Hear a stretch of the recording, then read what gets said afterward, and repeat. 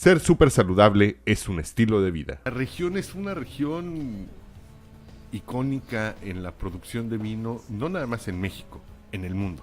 Sí, bueno, el vino mexicano actualmente empieza a ganar terreno a nivel internacional, aunque todavía nuestra producción es pequeña comparado contra los grandes países del mundo como Francia, Italia, España o Estados Unidos, que son los cuatro principales productores del mundo.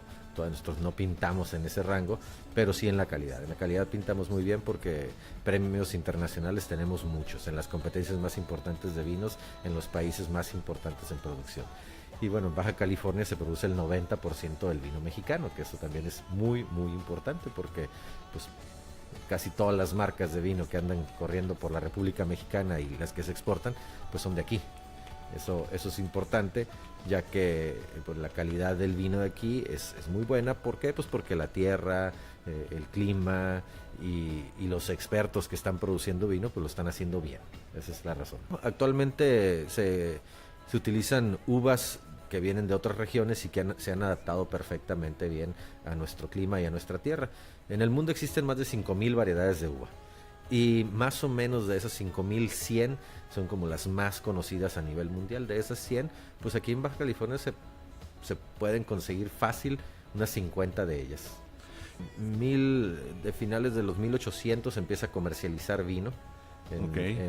Ya como un producto terminado, aunque desde mucho antes se hacía vino en la región, vino que no se comercializaba, pero ya se consumía, sobre todo cuando llegan los colonizadores, llegan sembrando algunas vides y conocían el proceso de elaboración del vino, y eso hace que se haga vino por primera vez en la región, con variedades de uva que trajeron ellos también, y se cree que había algunas variedades autóctonas que han estado perdidas o posiblemente ya se perdieron, y con esas variedades que ellos trajeron se empezaron a hacer algunos vinos. Se han rescatado algunas de esas variedades, sobre todo la conocida como Misión, que trajeron los misioneros, y esas variedades todavía por ahí podemos encontrar algunas poquitas aquí en Baja California precisamente, o un poquito al sur, por allá en Loreto y Mulegé todavía se hacen vinos como se hacían hace 150 o 200 años atrás. En México existen alrededor de 140 casas vinícolas, Baja California poco más de 100. Y o sea, la mayoría de ellas. Sí, exactamente, la mayoría de ellas. Estamos hablando de las que están registradas. Muchos están en proceso porque hay muchos productores de garage o productores que están empezando a hacer sus pininos y todavía no se registran. A eso no lo estamos contando porque a lo mejor habrá otros 100, 150 que están en proceso de convertirse su hobby en un negocio, ¿no? ¿Cuál es el proceso del vino desde la parra hasta que tengamos una botellita de vino ya como estas que tenemos aquí? Ok, perfecto. Es un ciclo que inicia en la vid o en la parra, como dices, donde el crecimiento de la vid tarda un año desde que florece. Crecimiento y va madurando. Normalmente las uvas las cosechamos entre los meses de julio, agosto o principios de septiembre. Que es cuando se dan los meses de la vendimia. La vendimia, que a eso nos referimos con la vendimia, la cosecha. Entonces, las fiestas de la vendimia es la celebración de la cosecha. Sí. Entonces, la vendimia, que es la cosecha, se levanta por ahí en esos meses, primero las uvas blancas y luego las uvas tintas, maduran un poquito más tarde las uvas tintas, y una vez que las cosechamos, iniciamos con un prensado, y después de ese prensado inicia la fermentación.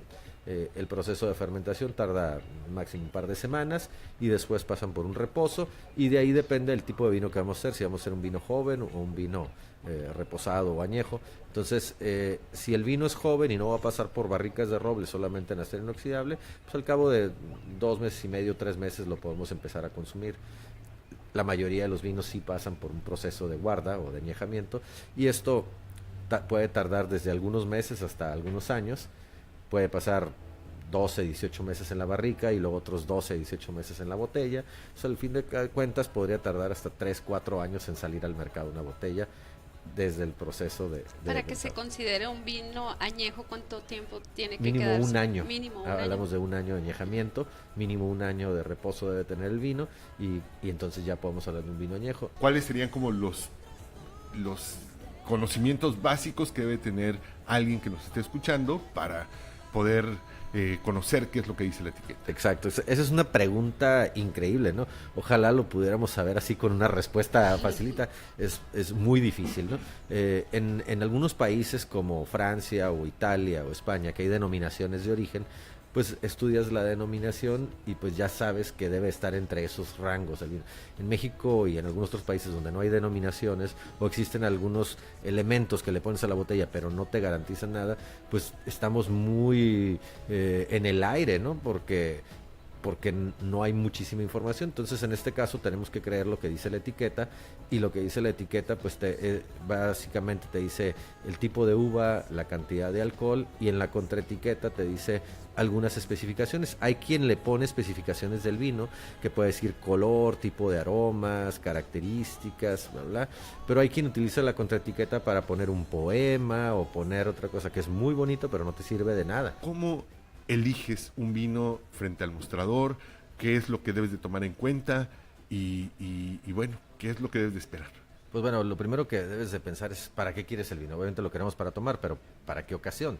¿Lo quieres para una cena, para una comida, solamente para compartir con los amigos? Para un libro. Exactamente, para leer. Entonces, si vas a acompañar con alimentos, que es lo más recomendable, pues pensar qué tipo de alimentos vas a consumir. Carnes rojas, carnes blancas. Entonces, en base al color de lo que vas a comer, pues puedes escoger el color del vino. Normalmente las carnes blancas van mejor con los vinos blancos, Okay. y las carnes rojas van mejor con los vinos tintos. Entonces ya desde ahí te estoy facilitando la mitad. ¿Y el rosado? Y los vinos rosados van para carnes rosadas, como un salmón, por ejemplo, ¿no? Entonces podríamos pensar en un vino rosado para un salmón, en un Cabernet Sauvignon, que es un vino tinto, para un corte de carne, y en un pescado a la parrilla con un chardonnay, por ejemplo. La temperatura es muy importante. Los vinos blancos se deben de tomar alrededor de los 7 a los 10 grados centígrados, que es frío o refrescado. Mientras los vinos tintos no se toman a temperatura ambiente, como mucha gente dice, ¿no? Porque la temperatura ambiente pues pueden ser 17 grados en como Mexicali, hoy, o Mexicali. o 40 grados en Mexicali. Exactamente. Entonces varía mucho. Entonces la temperatura ambiente, nos referimos a la temperatura ambiente que dicen los norteamericanos, que es la temperatura del cuarto, room temperature, que se refiere más o menos a los 16 a 20 grados centígrados. Tenemos una botella de vino que lo primero que tenemos que hacer es sacar la navaja para poder cortar el casquillo. Marco está con la pequeña cuchilla del descorchador cortando la base de la etiqueta para retirarla, ¿no? La base del casquillo, estoy cortando el casquillo. Ok, Con la el misma casquillo. navaja, retiro el casquillo, lo guardo. Vieron, es muy fácil los que están viendo. Y Lo guardas en la el navaja, bolsillo. saco el tirabuzón o gusano, con la punta del tirabuzón o gusano marco el puro centro, lo pincho ahí, enderezo y empiezo a girar el descorchador ¿Ya escuchan? hasta que la última vuelta del descorchador quede fuera, que es ahí.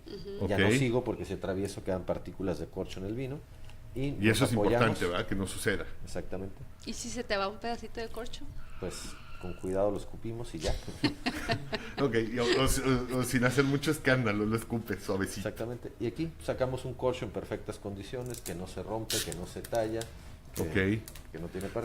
¿Cuándo es qué es lo que pasa cuando se te rompe un corcho?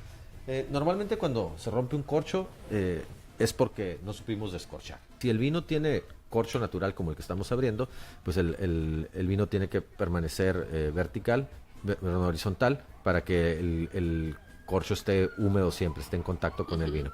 Si el vino no tiene corcho natural, tiene taparrosca o corcho artificial, pues puede estar vertical y no pasa nada, ¿no? No se afecta el vino. No, porque ahí el tapón es artificial, entonces no permite el paso del aire, ni humedad, ni nada, entonces no pasa nada. El siguiente paso es tomar la botella con una sola mano de la parte más baja y servir en la copa. ¿Tiene que pasar algún tiempo para servir el vino? No, si el vino es... La mayoría de los vinos que hay ahorita en el mercado que se comercializan están listos para consumirse. Ok. Solamente que tuvieras un vino de guarda de a lo mejor 8, 10, 15 años, entonces sí necesitaríamos abrirlo y dejarlo oxigenar un poco más tiempo. Ya habiéndolo servido, ¿qué es lo que debe de buscar quien lo degusta? Tenemos que utilizar todos los sentidos. La vista primero, Ok. para poder observar el color del vino. Y el color pues debe de tener Independientemente del color, no debe tener impurezas, no debe tener cositas por ahí volando, ni nada. Entonces este vino que estamos degustando, pues tiene un color rojo granate, con destellos brillantes. Es un vino de una intensidad media clara. Ok. Y ya que observamos el color, entonces agitamos un poquito la copa para poder apreciar... Como en círculos. Exactamente. Para poder apreciar las piernas o lágrimas del vino, que son esas líneas que empiezan a caer aquí. De lo que de lo que se embarra, digamos, del vino Exactamente. al girarlo en la pared de la copa, escurre. Así, y ese escurrimiento nos va dejando las primeras líneas que se llaman piernas o lágrimas. Ok. Esas piernas o lágrimas nos hablan de la cantidad de piernas o lágrimas, nos hablan de la cantidad de alcohol que tiene el vino. A mayor cantidad de piernas, mayor cantidad de alcohol. El siguiente paso es la parte olfativa, donde vamos a introducir la nariz a la copa. ¿Todo? ¿Sí? Y vamos a tratar de apreciar los aromas del vino. En este caso, este vino tiene una nota muy marcada a humo, a madera. ¿Sí? La parte frutal del vino está también marcada, frutas rojas, principalmente cerezas y unas moras ahí delicadas. Podemos apreciar algo de hierba fresca, Ajá. un poquito de tierra húmeda, como cuando llueve la primera vez en el año, esa tierra recién mojada.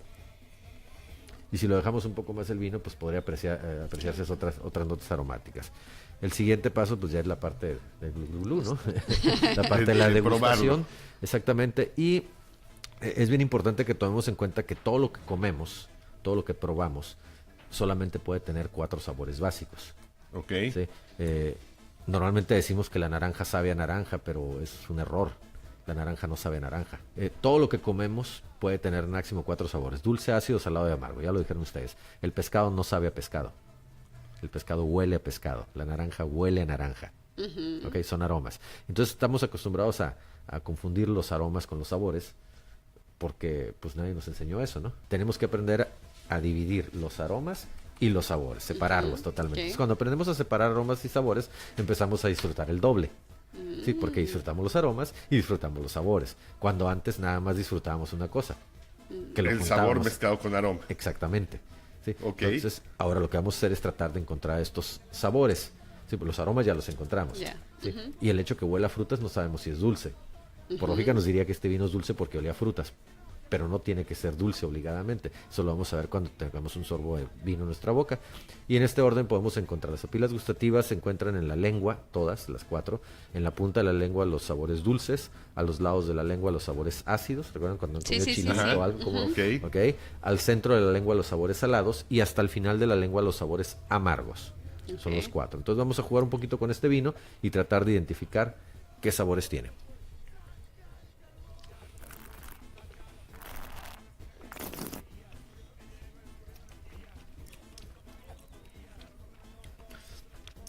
Este vino tiene una acidez marcada, Sí. ¿sí? Y luego ligera salinidad, que es una parte ahí agradable porque no llega a ser defecto. Los vinos pueden tener un porcentaje de salinidad que puede ser una característica. En este caso, este vino tiene esta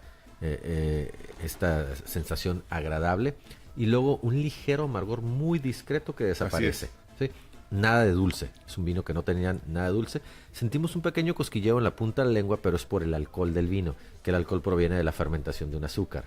Aquí en Baja California, pues puedes empezar yendo primero a las vinícolas y luego irte a una escuela en la que te puedan enseñar un poco más del vino, y luego pues ya hay otras opciones para seguir estudiando fuera de México también. Ser súper saludable es un estilo de vida.